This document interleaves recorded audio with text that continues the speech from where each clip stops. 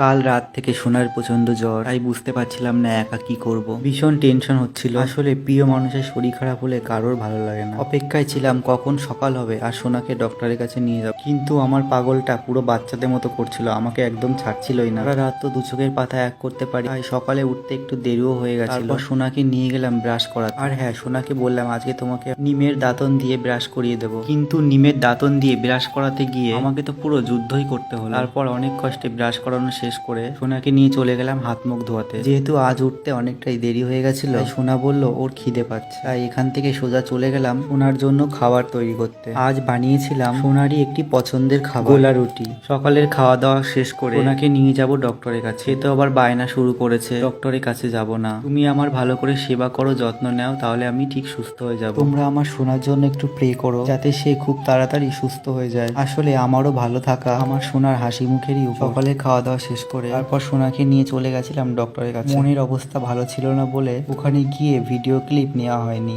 তারপর বাড়ি ফিরে চলে গেলাম দুপুরে রান্না করার জন্য।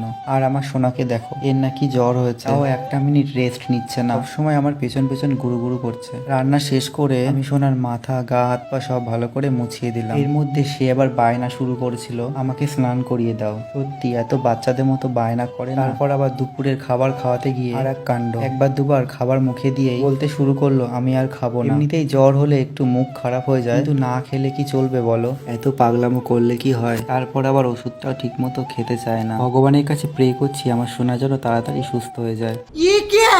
শোনা গো আমার খুব কষ্ট যে বলো।